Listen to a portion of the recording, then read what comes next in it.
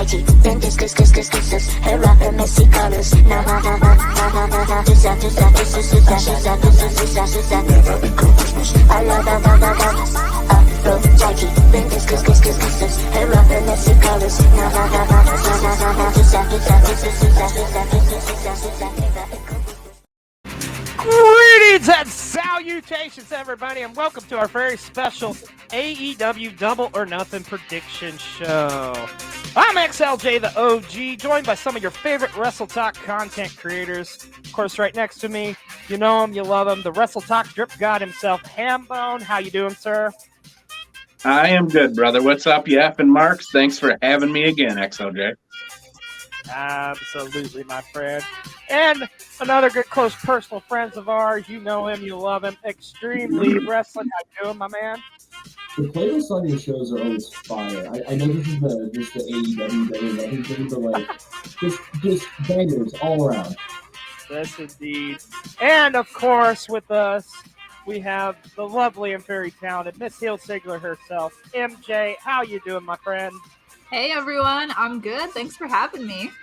Thank you for coming. And this What's that John Cena meme? The John Cena meme. Yeah.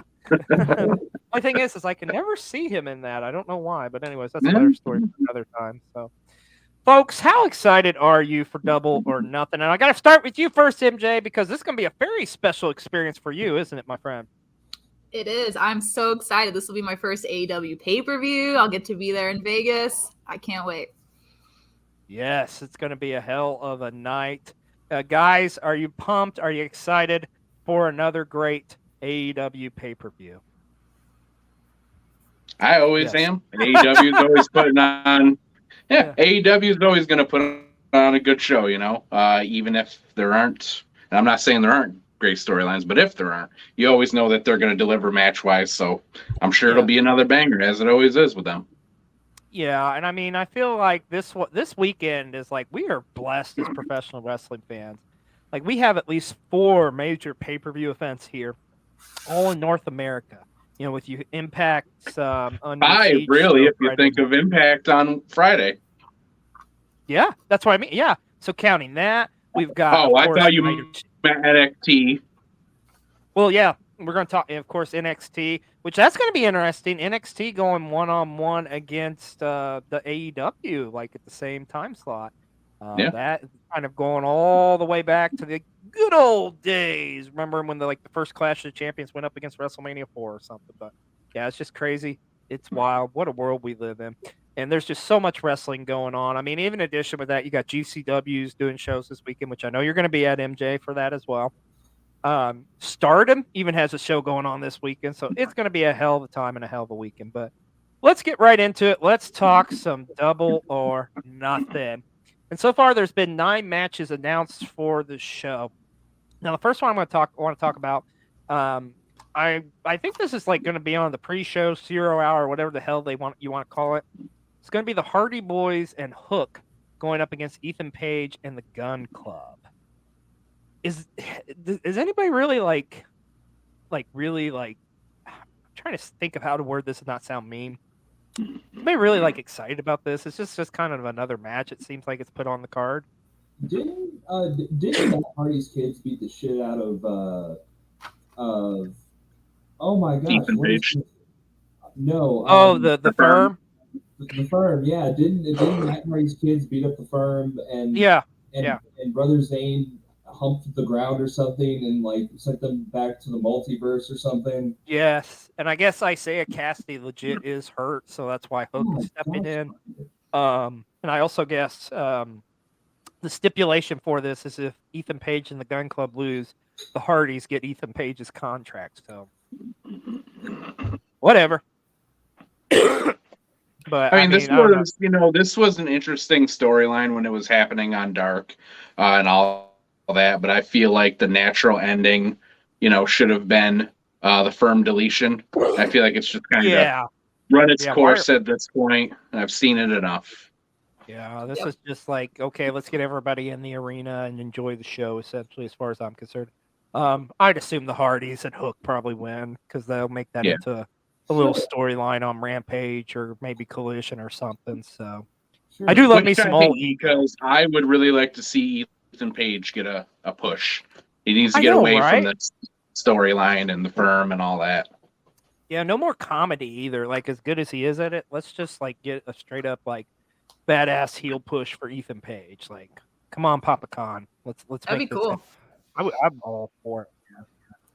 But overall, there is 8 total matches advertised for the main card. First, we got to talk about it. The return of Anarchy in the Arena with the Blackpool Combat Club going up against the reunited Elite. I would say on the card, this is probably the one match I'm most pumped for, just simply to see like Hangman back with the Elite. I've always been a huge Hangman fan. I have loved that storyline that he had with the Elite, and I think it's so cool to finally be back with them. And what a great group for them to go against the BCC, or as MJ's good close personal friend Don says, the BBC, right? Yep. Hey, they got that dog in them. But I mean, what do you guys expect out of this one? I mean, obviously, this is probably the match I'm looking forward to the most as well, because these Anarchy in the Arena type matches that they're going to be insane. They're just we know that we're going to see some crazy fun shit that we wouldn't see in any other type of match. So this is probably the one I'm looking forward to the most, just for the match itself. I think the storyline has been great. It's been a long-term storyline. I know some people are kind of over it, but I'm into it. I am looking forward to seeing these two groups fight each other. Yeah, I agree, man. I think they have great chemistry. Kenny and Mox have always had phenomenal matches throughout the years. I enjoyed when Hangman and Bryan Danielson had those matches. Throw in the Bucks and Claudio and Wheeler Yuta. Yeah, this is gonna be some good shit. So ultimately, go ahead. Oh, I was just gonna say, I will say, I do have a bit of a prediction for the ending angle to this match. Okay, well, let's hear it. So, my prediction is going to be that the Blackpool Combat Club is going to win, and I feel like the Screwdriver is going to play a bit of a role here. So they're about to hit Kenny Omega with the Screwdriver, and like everybody on the Elite, and they're just nailing them, right? And right as they get to Kenny Omega, it's like they spike the Bucks, they spike Hangman, they get to Kenny, and they're about to wind up, and then Kota Ibushi debuts. Oh, nice! I think this is how they bring him in. See, I think a little bit differently. We're very similar, but I think Takeshita comes out, and Takeshita joins the BCC and costs the Elite the matchup, and thus it's like it leads to blood and guts, and Kota Ibushi joins the Elite. You get the Golden Elite against the BCC. That's exactly what I was thinking too, XOJ. That's my exact prediction. Is that the BCC wins because Takeshita turns on the Elite. You just like sulfate that right there. Just MJ, I do have one other prediction. Oh yeah, go ahead, brother. Yeah, I think at some point, Kenny Omega is going to chase Don Callis in a golf cart. Oh, that would be nice. So that begs the question: that you think Don Callis shows up at this in this match? I think he has to for what my segment. We have to have a golf cart chasing segment in all of these matches. This is true. Is there a football? No, I don't think the football arena is near the MGM Grand. I was gonna say maybe Matt Jackson can take somebody over there and do like a plethora of like bridging suplexes or something, like he did so many years ago there at Stadium Stampede. But I MJ, would think more than likely, Don Callis tries to interfere somehow, and then we see like Kenny go after him, and then Takeshita come from the back or something. Don Callis will be in it to bring about that Takeshita turn. I think that's a solid. Yeah, he'll be involved at some point. MJ, are you hoping they get near you? Like that way you can just see it like up front, and maybe you can touch Moxley or something, or you can touch like Kenny or Hangman. I would just down Kenny Omega's abs like this. No, I'm just kidding. That'd be creepy. That'd be creepy. Anyone watching this, I would not do that to poor Kenny Omega. Unless he asked me to. Anyway, just kidding. So I'm gonna be the one person who's gonna say the Elite on this one. Okay. But I could be wrong because I love all of your theories. And as I was like listening to them, I was like, damn, that would be cooler though. But yeah, I feel like with Hangman just coming back, I feel like with all the stuff with Callis, I kind of feel like him betraying Kenny Omega. Then again, y'all made good points. I could just build to something even better kind of down the road. But I still am going to go with the Elite for this one. Fair enough. I do think, like, I don't think this is anywhere near the end of this rivalry, though. I will say that. I think it's really, truly just like beginning in a sense. So. But yeah, that was my other reasoning for why I think the BCC wins too, is because I just don't think this is the end. There's more to come for this. Yeah, they got to get that. They got to get that heat, brother. It's so funny too because I love both of these factions, and so it's like I don't even have someone that I want to win because I love everyone in all these factions. Yeah. And somebody brought this up. I do think that that the blow up for this is Blood and Guts.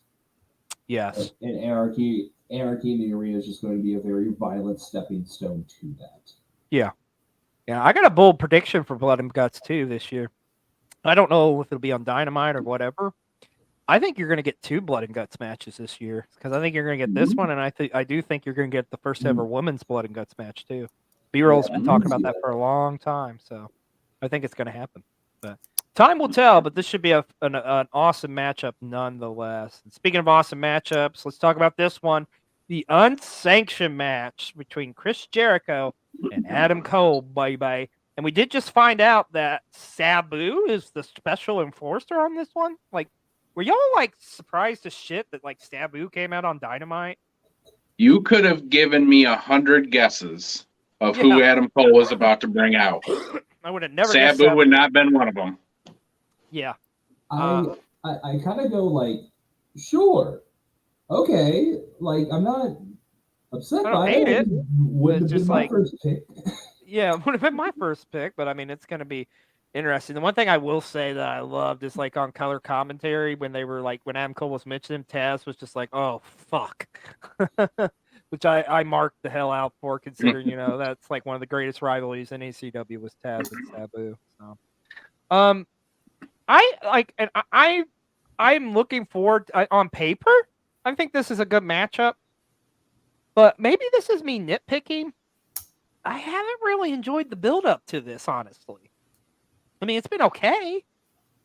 It's just been an odd feud, you know, like the reasoning behind it. You know what I mean? Hasn't been anything like spectacular. Like, oh, they looked at each other sideways a couple times, and that was the reason for the feud. You know, like. Yeah, it's like they went from 0 to like 120 essentially, because then it's like, okay, then they jump Britt Baker and beat the shit out of her with the kendo stick or Singapore cane, whatever you want to call it. And then like that moment, which I thought was decent, but and once again, I don't mean to nitpick here. Just to me, it didn't feel as compelling as I think it could have been. So, and once again, maybe I'm nitpicking here, but I was just kind of like, But I am excited to see these two go one-on-one. I mean, this is two tremendous talents, and I am really happy to see like Adam Cole like with the babyface run. Because Hambone, you and I have talked about this many times before. Like Adam Cole is literally one of the nicest people you ever meet outside of professional wrestling. Natural babyface, but he's always been a heel, and I just never understood it. People have always liked him, but he has always been a heel. It's weird. I think that's the other aspect of this too, is it just feels so weird him playing babyface. And I'm still like, in my mind, I'm still like adjusting to it. But I mean, who knows? I do think obviously you're going to see a bunch of chaos with it being unsanctioned. Obviously the JAS will be involved. You'll have Roderick Strong. Let me ask you this. Do we maybe get a returning Kyle O'Reilly? You stole the words right out of my mouth, right out of my head. Mouth, head. Oh, yes, one of those. In your mind, brother. You got a third chance of winning at Double or Nothing. But I do have another bold prediction that we're not only going to see Kyle O'Reilly come back, but for the meme, also Bobby Fish. Where's the lie? That'd be dope as hell. Where's the lie? Because I mean, come on, like the Jericho Appreciation Society has 5 guys.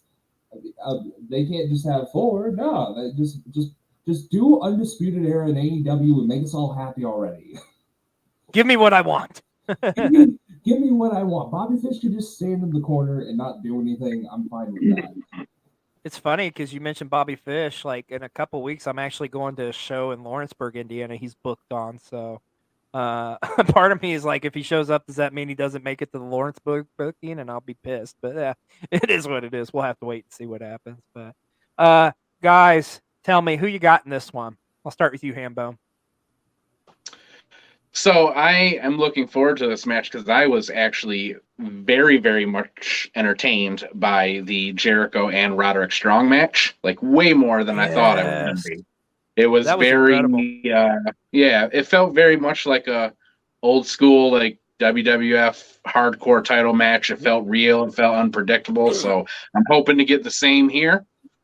But I do think that Jericho's winning this one because that's just kind of how all his feuds are. He starts a feud with somebody, he wins the first one, and eventually the babyface wins the entire feud. So I don't think Adam Cole wins this yet. He'll lose this match, but ultimately win the feud. Yeah, that's a fair assessment. Extremely. What do you think? So, funny thing, I've slowly started to turn my girlfriend into a professional wrestling fan. And Britt Baker and Adam Cole are her 2 favorite wrestlers, like in all of wrestling. So I feel like I have to pick Adam Cole, and not just because of that. I do think Adam Cole probably needs like a really big win, especially after him being gone for so long. So I feel like it's natural for him to kind of pick up the win here and then maybe challenge MJF later down the line.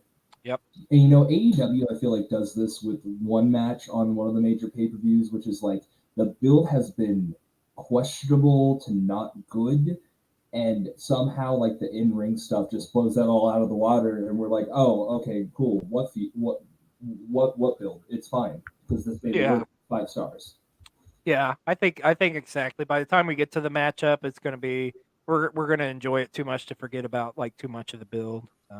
MJ, who you got in this one? Adam Cole, baby. Oh yeah, you know it. I'm going with cousin Adam for sure. For me too. Adam Cole's winning all the way. So, I feel like he needs that win. This is his first pay-per-view back. Yeah, I feel like it's the time. Yeah, and also like Extreme Link says, I really feel like they're going to position him to be like the top tier babyface in AEW and go after MJF. So it makes perfect sense for him to go over in this one. But like Hambone says, this should be another fun matchup. Well, we got a total of 6 championship matches on this show. And up first, we got to talk about Hambone's favorite AEW wrestler, Orange Cassidy, putting his AEW International Championship on the line in a blackjack battle royale, which I'm assuming this is kind of like the casino battle royale, I guess, where like you'll have entrants and every, 30 seconds or a minute. Some cards. Yeah. And you'll have like surprise guests at the end, I would assume. So far, who they've announced for this matchup is you're going to have Ricky Starks, which I think they even announced too. Ricky Starks is going to be the very first entrant. So Ricky Starks is in it. Jay White is in the matchup. So is Juice Robinson. You also have Swerve Strickland is in this matchup. You also have Keith Lee, QT Marshall, Aaron Solo, and Powerhouse Hobbs is everybody who they've announced for this so far. And I mean, I'm sure there'll be other names like, I don't know, maybe the Acclaimed or something's in it, just to name a few. But I mean, at the end of the day, ultimately, Hambone, I don't see them taking the belt off of Orange Cassidy because they've done something pretty impressive is like build up that international championship. Listen, if they take this title off of him with this run that he has been having in a fucking battle royal, Papa Khan's going to get a very strongly worded tweet from me. There you go. Especially if he ends this title reign without giving me what I fucking want, which is Orange Cassidy versus Dalton Castle. Oh my God. I'm going to keep tweeting it until I get it. What if Dalton Castle's in the Battle Royal and the final two are Dalton Castle and OC? Then see that's different. Now you're putting a twist into it I hadn't thought about. I just don't want to see this end in a Battle Royal. His title reign, I don't want to see the title reign end, period. But I really don't want to see it end with him just being thrown over or something like that. I think it'd be a very bad decision to do it too, because they've really positioned this is the number 2 title in AEW as far as I'm concerned. You can get the TNT title out of here, like that thing doesn't fucking matter. This one does. And it's because of his reign. So if you end it that way, Papa Khan makes some questionable booking decisions as it is every now and then, and that'd be a very questionable one. Let me ask you this. Do we get a new signee debuting in this matchup? Because you know how Tony loves his toys. Like, what I would say is I don't think we're going to get a signee. Here's my thinking on it. If somebody like Andrade or Miro, like people who are going for Collision, are in the Battle Royal, then I think he loses it in the Battle Royal. I agree with you. I think he needs to lose it in a different way. What I would prefer is if he lost it on the first episode of Collision. Yeah. That way he has a very lengthy title reign. It's a big moment. And we can, give Orange Cassidy his flowers and kind of push another guy to have, because I personally would love to see the international title become, the main prize on Collision. That would be pretty cool. I feel like they're positioning it to, like you said, Hambone, to be like the number 2 title in AEW. And it's been a very impressive one. I mean, what is he up to now? 22 defenses or something like that? Yep, 22. So, 22, yeah. God, and watch every out, match Roman. has been a banger too. If anybody still has any criticisms of Orange Cassidy's in-ring ability after this title reign, you don't watch wrestling. You don't understand it. He is in fact him. He is that guy, pal. Trust me, he is that guy. Yeah, I agree with you guys. You bring up a good point, Extreme League. If in fact, like Miro or an Andre return, I could definitely see it being a Miro for sure. Knock him off. I don't know. I'm going with the cinema. I'm going with OC on this one. I think he retains. I don't want him not to have to put a title belt in his JanSport backpack. Damn it. Goes in there with the Lisa Frank folders and a trap keeper and stuff. Yeah. But anyways. Can I also just say I have loved the past couple weeks where they've just given them the 2 very small pyro. Okay, yeah. So perfect. It was so perfect. No. Where I was like, wait, is that just an effect accidentally going off? And I'm like, yeah, maybe he has smoke now. Yep. Yeah. I loved it. I liked it more. So this was the second week they did it. I liked it more the first week they did it. The first time it was literally just one poof. This time they gave him 2, and now I'm like, that might be too much. You might be ruining the joke here. I just want every time just one little puff of smoke. Just be done. There you go, man. I think OC is going to win. I think Hambone, you think OC is winning this, right? Yeah, definitely. Extreme League, who you got? I'm going to say, I think everyone's been announced, right? No, not everybody. Just a couple. Unless, I'm going to stick by my point. Unless an Andrade or a Miro come back and are the Joker in the match, I'm going to say OC. Okay. MJ, who you got? This one's been tough for me because I feel like for weeks I've been emotionally preparing for Orange Cassidy to lose this damn belt because I love him so much. And this has been my favorite title run in AEW, at least in a long time. I've really enjoyed it. I love everything Orange Cassidy does. Like Hambone said, every match is a banger. This is consistently the Orange Cassidy match on every Dynamite or whatever he's on. It's consistently the best match of the night. It's the one that I'll tune in for sure. So I don't know. I don't want to root against my guy here, but I was thinking the same thing as Extreme League on this as well, because I heard a rumor, of course, that with Collision, this could be the main belt of that show. And so that's kind of where I'm torn, because I was thinking the same thing as you two on that if we see a Miro come back, what I would ideally like is to actually like have Orange Cassidy have some sort of like at least mini feud to lose the belt, because it kind of feels like if he did lose it during this match, it would be random. But I've also seen Tony Khan book Stranger Things. So with that being said, I feel like Orange Cassidy could lose it, even though I really don't want to see it, especially live. I don't want to see that live, but I'm preparing myself for him to lose it potentially. We are all going to openly weep when this man loses this belt. I know. We will all collectively weep like we wept for Sammy at Elimination Chamber. Yeah. There are two things that are going to break my heart this weekend. If he loses, that'll be one of them, and then the other one's the WWE Night of Champions match. Poor Mustafa. Guys, I feel like I'm going to be the person they pan to in the crowd. They'd be like, or like a crying or something. Yeah, you have tears in your eyes. Maybe like that Cha-ching, you know. Maybe they'll do a little bit of both. Maybe Orange Cassidy wins the whole thing, right? And then after the match, he's in the ring, and then he gets attacked by Miro or Andrade or someone, and then we actually get a feud between now and Collision. That I'd be okay with. You know what I would love, Hambone, and I think we've kind of talked about this like at a Royal Rumble prediction show, or I think you may have done a TikTok. What happens if Orange Cassidy's the Joker or whatever, and comes out 21, and everybody's eliminated, and it's like everybody's eliminated. It's like, okay, I guess I win. Cool. Yep, and he just wins, and he'd be the perfect person to play that storyline with, and nobody would be angry about it. Yeah, okay, I would love that. I'm sure Jim Cornette would be angry about something there. Nah. Oh God, he could just go eat a Whataburger. Oh, this big fucking goof! Oh, he comes out in his denim jeans.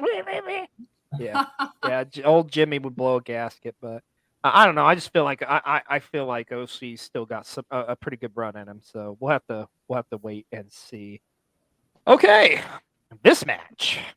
I am very confused. I think this may be the most confusing match to me on the card, honestly. The TNT Championship on the line between Wardlow and Christian Cage in a ladder match? Why? Like, how did we just go from like, okay, I thought it was going to be Luchasaurus challenging him. And then Christian's like cunning, I'm going to come in and like steal your aunt's inheritance, comes in and is like, I'm going to, yeah, right? With his fucking turtleneck and shit. And he's just like, no, I'm going to get the shot. Like, that aspect of it, I get. But, like, this is another one of those, let's go from 0 to 120. Like, okay, let's have a ladder match. And I get it from a sense, like, okay, Christian does a lot of ladder matches in the past. But I don't know, man. I don't know how I feel about this one. Like, the biggest thing I think, and Hambone, you kind of alluded to, the TNT title to me, it's too hot potato. It's too, like, I'm just kind of like, whatever. It reminds me of like, I don't want to say the hardcore title back in the Attitude Era, but I mean, it just reminds me of like a belt that just like nobody really gives a shit about. Like, I don't know. It just, there's not nearly as much prestige on it. I mean, it's changed hands so many damn times. So, I think this match also suffers from the fact, and I've said this about Wardlow specifically. This is one of the things that I criticize AEW and Tony Khan for all the time. He has a habit of taking a talent and getting them extremely hot, very popular with the crowd, and as soon as they're really over, knocks them down, cools them off. And that's exactly what they did with Wardlow. And I don't feel like Wardlow has recovered. He got real hot, real popular. They gave him the TNT title, and then they cooled him off with that Joe feud and losing the belt over and over again. And just now the crowd doesn't care anymore about him. Yeah, he's already, what, a 3-time TNT champion, I think, at this point? I think so, yeah. Yeah. Like, I don't know. I agree with you, especially after like all the Hobbs stuff. I feel like that really just like shifted the tone. Yeah. Yeah. and I didn't mind seeing Hobbs win it, but I just would have preferred Right. like a more of a Wardlow run and then put it on Hobbs. But Yeah. And listen, in the kayfabe sense, I love it when Christian pokes fun at people's dead parents. But whenever he As did do the I. type of promo and mentioned Wardlow's dead dad, it kind of felt like they were checking something off, or kind of like that SpongeBob meme where it's like old reliable. It's like Christian mentions your dead parent. Like it kind of felt like that. I feel mostly bad in this feud, honestly, for Luchasaurus. Because yeah, listen, for outside of wrestling reasons, you have to redesign his mask and stuff. Cool, but listen, this might be the autism in me, but I want my freaking dinosaur. He has such a good look, and I am a Luchasaurus stan through and through, and he deserves better than this, than to be Christian's leader, and I'm just big mad about it. I'm real mad. And there's part of me that agrees with you extremely, because I really like Luchasaurus too. I think that he's great for a big man. I just don't think that you get any further than he's gotten with this gimmick. Realistically, fair. You're not gonna hear your new AEW World Heavyweight Champion Luchasaurus. That's just not gonna happen.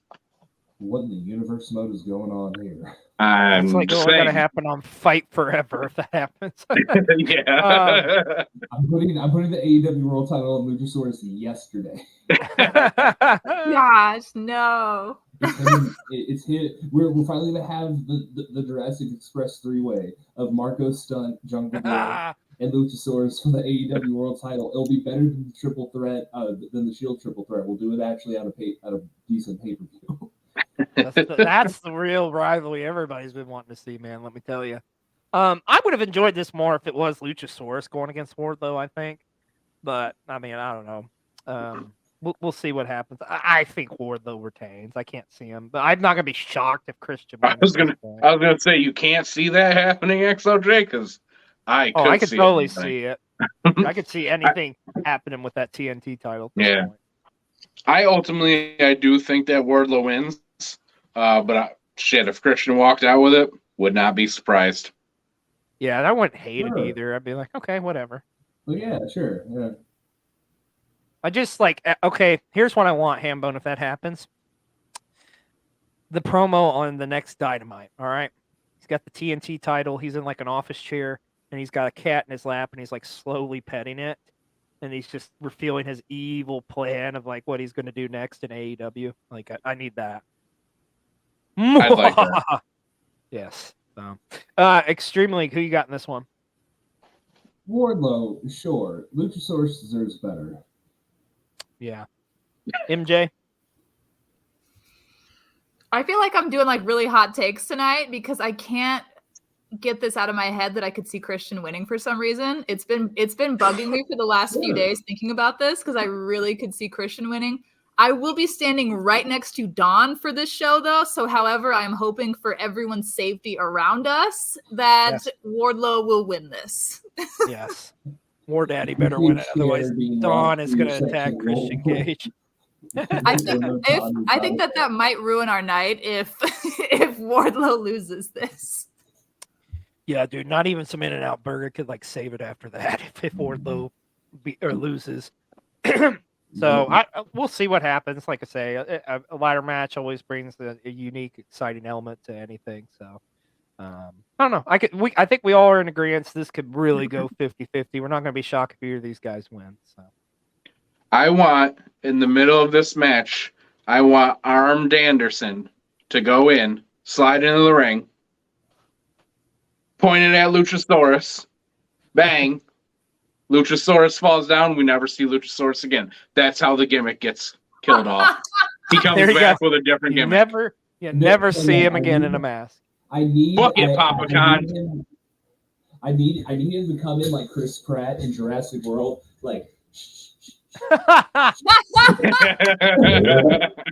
He's got a clicker. Yeah. Clever girl. Oh dear God. You know what I think's throwing me about the other match too? I think is that since it's a ladder match specifically, and when I think of ladder matches, I think of Christian and Edge, for example. So in my mind, I'm is that just kind of a wild herring that they're making it a ladder match to kind of throw? Oh, I totally think so. Yeah. So that's where my mind goes to. Yeah, I totally think that. I think that's exactly why they're doing this matchup. So, well, I think we can all be in agreement. This is going to be Extreme League's favorite match of the night, because FTR will defend their World Tag Team Championships against his favorite tag team, Jay Lethal, and JEFF, JARRETT. How excited are you for this one, buddy? There was a world. You know what? Before I shit on Jeff Jarrett for very understandable reasons, I have to give him props. It took a few weeks for his wife to come on TV. I'm like, okay, cool. At least there was some holding back of the Jeff Jarrettisms. For me with this, I don't fucking care about Jay Lethal and Jeff Jarrett. I think this is more so going to be a thing where I think actually Jay Lethal and Jeff Jarrett might start a split after this. Because if you remember, at the end of Dynamite, during the segment on Dynamite, he's going around, he's slapping FTR, he's pushing Karen Jarrett out the way, he's pushing Jeff Jarrett, he's sizing up people. And he goes up to Jay Lethal and he's like, look, I love you, but I'm sick of this bullshit. Yep. And I think Mark is tired of feeling stupid. Or people thinking that he's stupid. Yeah, I would love to see Mark and Jay form a team, man. That'd be awesome. Although he said he won't tag again, though, so I guess that won't happen. Which I was going to say I could see that, or I think Mark Briscoe deserves a singles title run. Absolutely. I'm still pissed he didn't ring the TV title at that ROH show. Yeah, let's put the TNT title on him. Let's have him beat Wardlow. Why not? Yeah, that'd be fun. I'd be all for it. Sure. I'm surprised though. B-roll brought up an interesting stat. This is the second pay-per-view in a row for AEW that Jeff Jarrett and Jay Lethal have gotten a tag team title shot. You guys realize that? Yes. What the fuck? It's not like it's a bad tag team division. Come on, man. Listen, I don't know. I have to every single time I'm on one of these, I have to be the one to go against the Jeff Jarrett slander. Yeah, I don't get the Jeff Jarrett slander. I don't care what anybody says. I love Double J. He can still fucking go at north of 50. He still looks great. He's still a great heel. You should have seen him at the Ric Flair last match event. He fucking had the whole audience in his hand. Yeah. The hell with all of you. Yeah, and hey, I can't deny that. I mean, I don't know. There's just something. He has a punchable face, is what it is. Yeah, for me. For me, I understand and agree with everything you're saying. At an objective level, you don't wrestle at Jeff Jarrett's age, and you're not good at your job.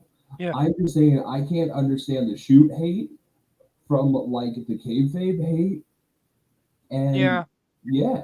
That's a good way of putting it. I mean, I respect the shit out of him. I just I don't really want to see him on my television anymore. Honestly, yeah, I think my thing is, I would probably be upset about it. And like I said, I am a Double J fan, even when I was younger. I don't know why. For some reason, he was just one of my guys that I liked that everybody else hated. But I would be upset if he were not out there putting people over. But he went out there. He put over Orange Cassidy. I heard that Tony Khan wanted Jeff Jarrett to win, and Jeff said, "No, I don't think that's the right decision." And he's obvious. I'm saying FTR here. He's going to put him over here. So he'll probably. I like the idea of the split between him and Jay. I'm sure that that'll lead to a feud, and he'll put Jay over as well. I don't like this as a tag team. I get the TNA thing, but that's just not enough for me to care about you as a tag team. Yeah. And I also think that Jay Lethal should be getting used for something better. So. Yeah, so I don't care that Jeff's on TV. He's losing to the younger generation, so that's fine by me. And he'll lose here to FTR.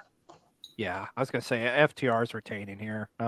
Is everybody in agreement with that? Pretty much. Yes, but in Hambone, you make a good point. Jeff Jarrett does deserve his flowers, and maybe the real slap nuts were the friends we made along the way. There you go. Exactly. Honestly, Jay and Jeff Jarrett have really grown on me in recent weeks too, to be honest with you. I don't know, they're fun to watch.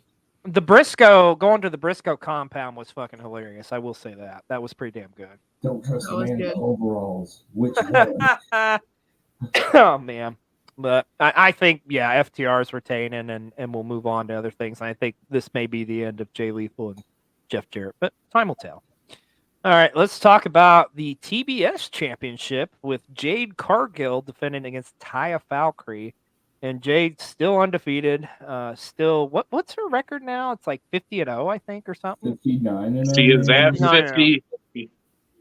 Yeah, she's at 50 because they did on Rampage. They had her squash 3 jobbers one after another, so she went from 47 to 50. Okay, well that makes sense. I think it's cool. Like this, some of the story they've done on this has been pretty good. I mean, it's kind of. I feel like the stuff with Jade, it's kind of hard to do, and that's no disrespect to Jade. It's just like this is kind of one of those things where almost like in the WWE, it's. I don't want to say it's exactly like this, but like if Roman Reigns is defending the Universal title, it's almost like a foregone conclusion who's winning it. And I kind of feel the same here. I love Taya Valkyrie, but I don't think she's the one who ends the title reign of Jade Cargill. I think she is. Oh, really? Okay. Well, I think that this is it. I think that because I just don't think that they. I think it was, had Chris Statlander not gotten injured again, I think this already would have been over for Jade, right? But now I think that Taya is a big enough name. She is big enough size-wise to be next to Jade and not look like, she doesn't belong in there with her. And I think I also think that's why they did the squash thing on Rampage. Get Jade to 50, an even number. This is their next match, and that's the end. Taya wins. She's a believable person to actually defeat Jade. Jade has a 50-0 record and then moves on to something else.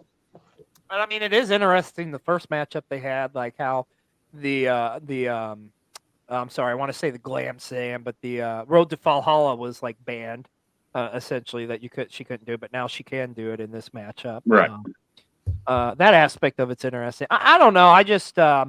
I guess it's still like in my heart of hearts, like fantasy booking wise, I just feel like Chris Statlander is the one that has to be the one that beats Jade Cargill.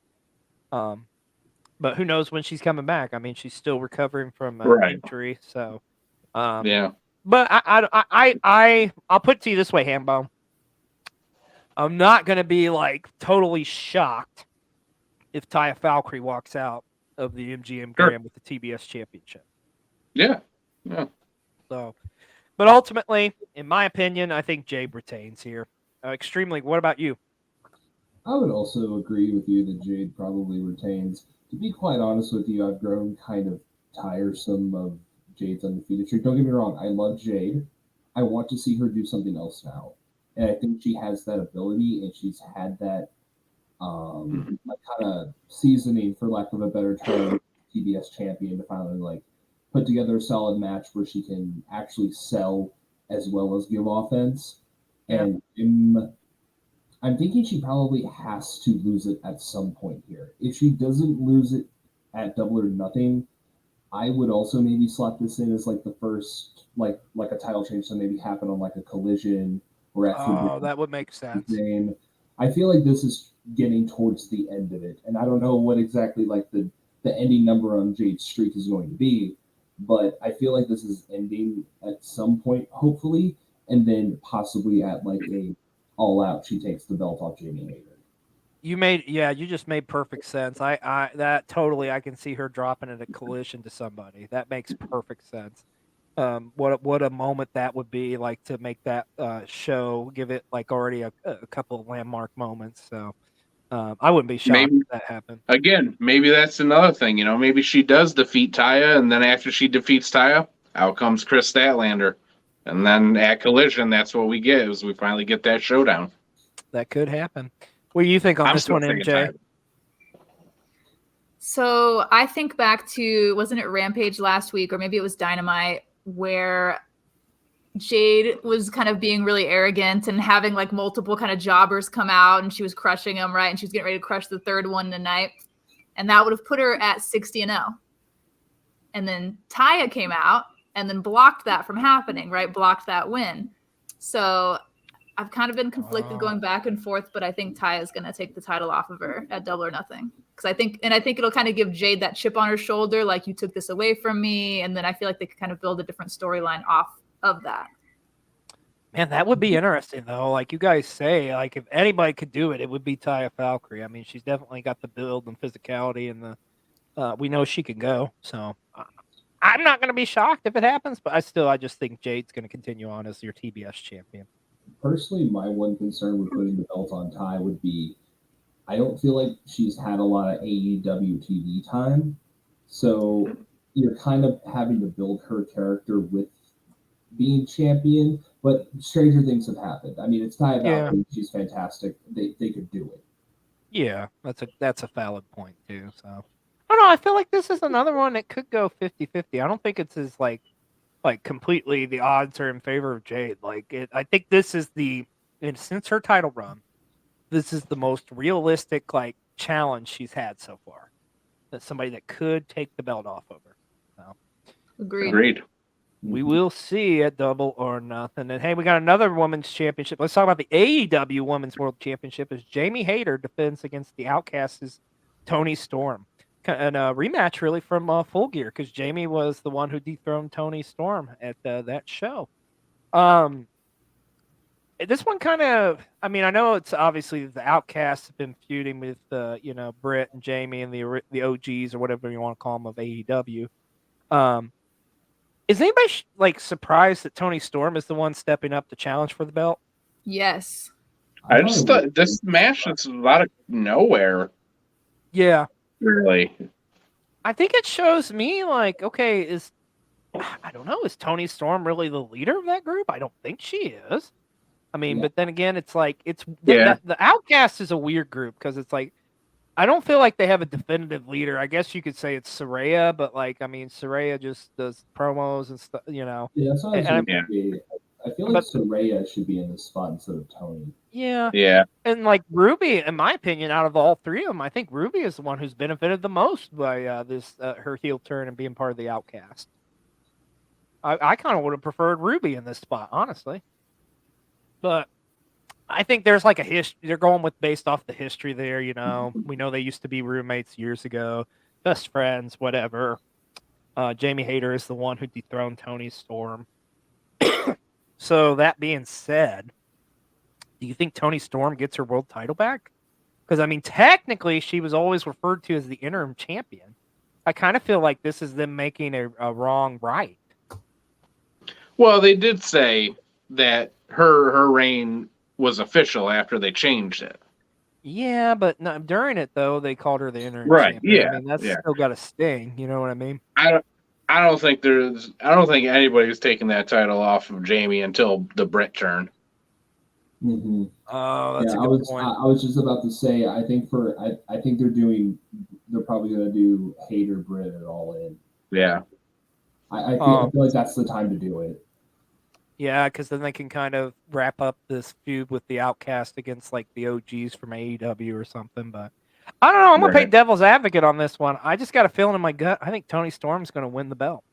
I think they're going to do it just to rectify her being the interim champion.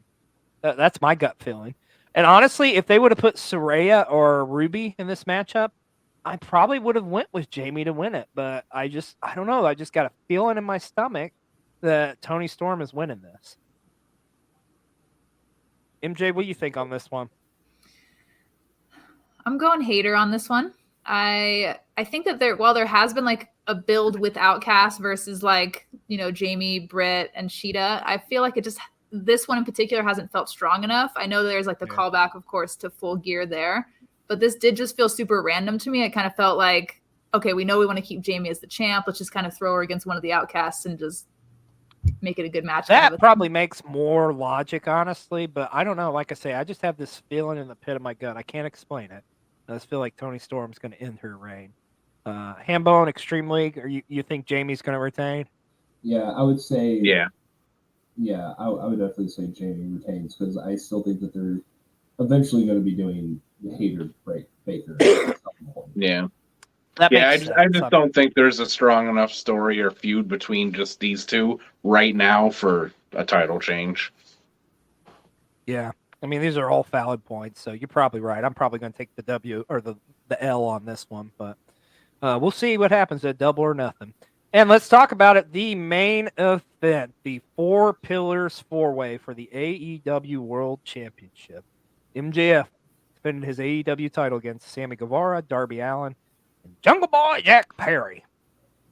Hambone, we've talked about this for a little while. Like, we really don't kind of think these are the true 4 pillars. I think you even said take Jungle Boy out and put Orange Cassidy in there, right? Exactly. I think Orange Cassidy is more than proven that he is more of a pillar than Jungle Boy. Jungle Boy, he's just not working. No, and I think that's the main thing that needs to happen in this matchup is they need to do something with Jungle Boy. Like my fantasy book in mind goes to like he has the title won, but like Darby breaks up the pin or something like that. And then he ends up ultimately like losing the match, taking the pinfall for the match. And Jungle Boy just goes on this path of like, we've talked about it before, man. Make him from Jungle Boy to Hollywood Jack Perry, man. Just make him just make him a heel, man. I'm telling you, he needs a fresh coat of paint. I don't hate Jungle Boy. Absolutely. I mean, I like him. Don't get me wrong, but it's just, I don't know. It's just not working for me. Yeah, but I'm very indifferent on him. Like I don't feel strongly either way. I am just kind of bored by him. But that is what I would like to see. I would like to see this match be the reason that he turns. You know, he finally loses. He finally breaks after just all these losses that he continuously takes. Because I thought it was weird that they had him lose a week or so ago too. Like. He's going to be in this match for the world title, and he's the only one who lost the match while, Sammy went out and had a squash match, and Darby won his, but Jungle Boy lost, and he's going to be in a world title match. So I thought that was kind of weird. I felt like it was kind of telling of what they're planning to do with him, and I think that, the loss here will just be his breaking point.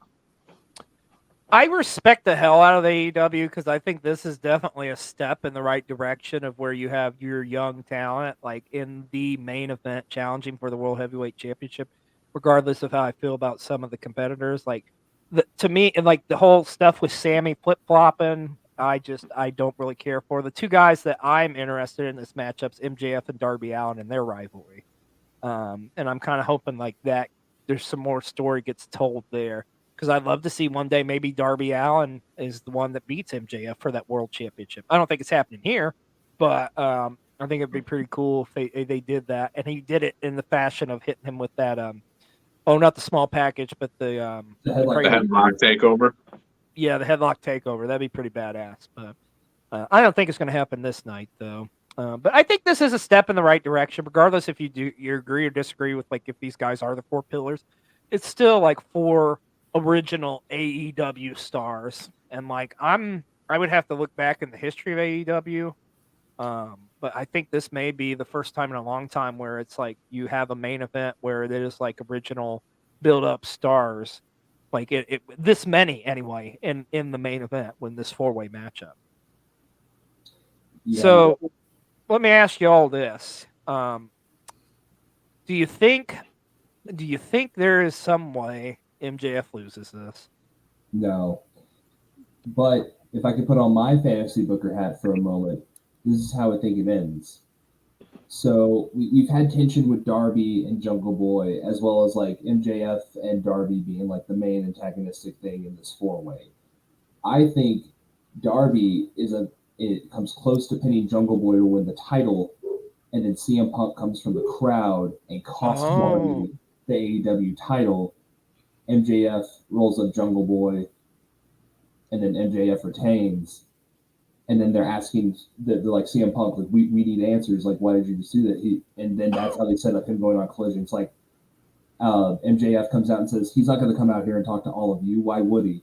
You can see him talk on the first episode of Collision. And then that's how we have him show up, instead of it being like a rehash of the first dance on Rampage, where it's like, okay, yeah, we all know he's coming out. Set something up for him to where he already has a story and a feud going in. He can feud with Darby until like Forbidden Door or All In or Oh, that's a good. Yeah, I mean, because I feel like that. Let's talk about the elephant in the room. Does CM Punk show up at Double or Nothing?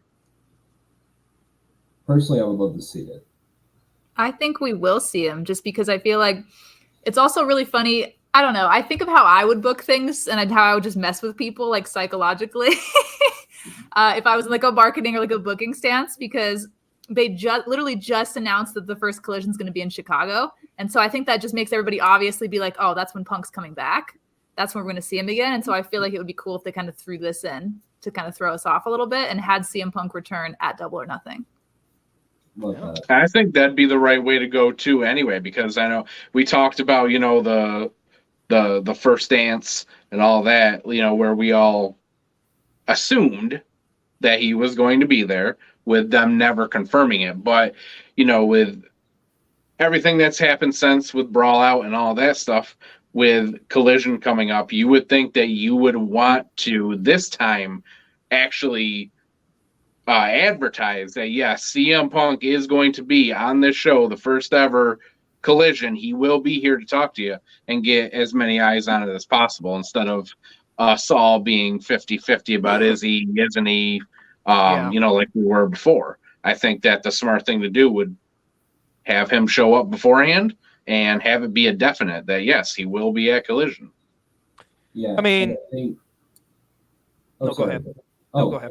Oh, no, I was just going to say, and also I feel like with MJF's like War 2024 contract situation, and how he always has something up his sleeve when it comes to defending the title, whether it's, you know, him purposely DQing himself against Bryan, or him aligning himself with William Regal at Full Gear just to get the title. I feel like CM Punk is, for lack of a better term, MJF's like ace up his sleeve for the defense, because, you know, it's a multi-man match. He doesn't have to be pinned to win it. So MJF isn't stupid. He's planning something. And I think that something probably is going to be CM Punk. There's going to be some shenanigans. I think that's for sure. Yeah. And to that point, too, we're talking about, you know, XLJ asked, you know, do we think that there's any chance that MJF loses? I've said it a bunch of times, and I'm going to stick to it. I don't think that MJF loses this title the entire year, because with all the stuff we're talking about with the bidding war 2024, he's going to hold on to it the entire time, so that when that gets closer, that can be a storyline. You know, what are we doing? He's our world champion who has our world title and is talking about leaving for another company. They're going to turn that into a storyline. So I don't think he loses the title the entire year. I think he holds it the entire year up until 2024. I could see that. That makes sense. I mean, like, he's going to keep doing his, like, you know, squirming out of, like, somehow pulling out a miracle to retain his championship. So, I mean, classic chicken. MJF's going to MJF. Yeah. Indeed, he will. About the whole Punk showing up thing, I will say this. I think y'all make valid points. It makes sense, because it's like, we all know it's the worst kept secret in wrestling. We know CM Punk is going to come back to AEW. He's going to be at that Collision show. Why not make it like you guys say, where he does attacks or does something and you want answers of why he did what he did, and save it for Collision. But I also think this is a huge weekend for professional wrestling.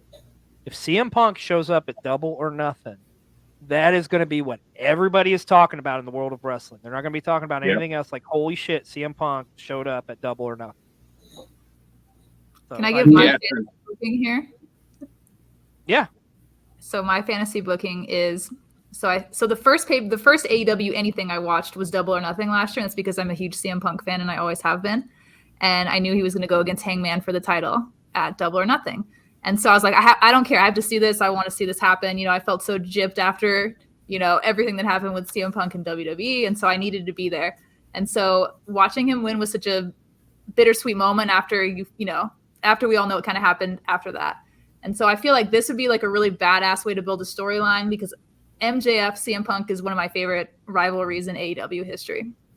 Yeah, go ahead. I was going to say, let's call a spade. Like, before the all-out brawl, that's what they were teasing. It was going to be MJF and Punk for the world title. So, yeah. Totally. Yeah. Totally. And so having CM Punk come back out and, like, kind of have this moment where he's just like, that's mine. I shouldn't have never lost it in the first place. I'm coming back for it, kind of a thing. Then, of course, losing to MJF. I don't know if this is like super, super fantasy booking, but at All In, I would love to see Kenny Omega versus CM Punk. Oh, man, that would be pretty badass. But I don't know. Time will tell. But I think overall, I think we're all in agreement. MJF is retaining the AEW World Title at Double or Nothing, right? Yep. Yes. Agreed and agreed. All right. One last question to you all. What do you think is going to be the biggest takeaway from AEW Double or Nothing? I can tell you what I hope the biggest takeaway is. Pretty much what we just been talking about. Is that in general with AEW, that the growing pains are behind them. Because very few of us have the opportunity to see a promotion become like the second biggest promotion, like from day one to now, right? Yeah. So like for me personally, like I just hope AEW succeeds because I have that sentimental attachment to it. And so like with the Punk situation finally coming to an end, it seems like, and stuff like that, like it's been kind of heartbreaking for me to see, because it's like you're watching your baby like become this weird antagonistic thing that is seen as toxic. So like I really hope after this people start to change, the narrative starts to change with AEW being like a toxic backstage culture to a more accepting, and like you're able to work through stuff like wrestle court style things. Like I feel like the locker room's finally going to have some type of order to it, and then that's going to be more the reputation. Man, I would love that. I hope we can get back on track, because I mean they've been derailed here for a little bit with just all this controversy backstage. But I don't know. What do you think, MJ? You know what I think? It kind of goes to what Hambone was saying earlier about how even when people are disappointed with an AEW card, the pay-per-views just still like completely knock it out of the water every time, and it really silences the haters every time. You know, I feel like we're just going to see that happen again, especially with people being so critical of. I feel like people are almost seat counting at All In. Anybody who hates AEW or is critical of it at all is like, oh, you only have this many seats. Like, how are you going to fill Wembley? And I feel like people are just being overly critical. And I feel like this is going to be like a moment where we kind of like are going, oh, for a couple of days, like, where's the criticism? Where's the hate, you know? Yeah. I hope it is a pretty monumental turn and switch in things, which, I mean, it hasn't been bad for AEW by any means. It's just been, I don't know, it's just people gravitate towards, let's face it, society in general, people gravitate towards negativity, you know? You could have, like, somebody compliment you, like, and you're on cloud nine for like 5 seconds, but if somebody like says something insulting to you, it pretty much fucks up your day. And it's kind of like the same thing here. Essentially, we just focus too much on the negativity. So hopefully after this weekend, it is a positive for AEW. Okay, finally, let's get a little plug-a-palooza in here. Hambone, tell us where we can find you, brother. You can find me on the TikToks. Right there, Hambone, couple A's, couple O's in there. You can find me on Twitter at notorious_bone, and you can find me on Instagram under my shoot name, Thomas.Cummings920. There you go, Extreme League. When you can't find me at the bottom of a Dutch Brothers coffee, you can probably find me everywhere at Extreme League Wrestling. Recently dropped 2 videos, one on the new World Heavyweight Championship and one on the biggest Double or Nothing moments. So if you guys feel so inclined, go check those out. They're pretty awesome videos, if I do say so myself. Oh, well, thank you, friend. MJ, how about you? You all can find me on TikTok. Where am I? I'm over here at Missy Ziegler. You can also find me on Instagram, and make sure you check out my TikTok because I will be at Double or Nothing. I will be posting all sorts of fun content with all my friends that are going to be out there hanging out with us. It's going to be a blast. It's going to be an amazing weekend for all professional wrestling fans. Well, that is going to wrap it up here for our Double or Nothing prediction show. I want to thank you so much, Hambone, Extreme League, and MJA for joining us tonight here. And hey, don't forget, tune in tomorrow here on Cole TV, where we will have a live episode of Pro Wrestling 60. We're going to be recapping this crazy weekend that is professional wrestling. So, all right, we'll see you tomorrow night, 7 p.m. Eastern, here on Cole TV for PW60. Everybody have a wonderful day and enjoy Double or Nothing.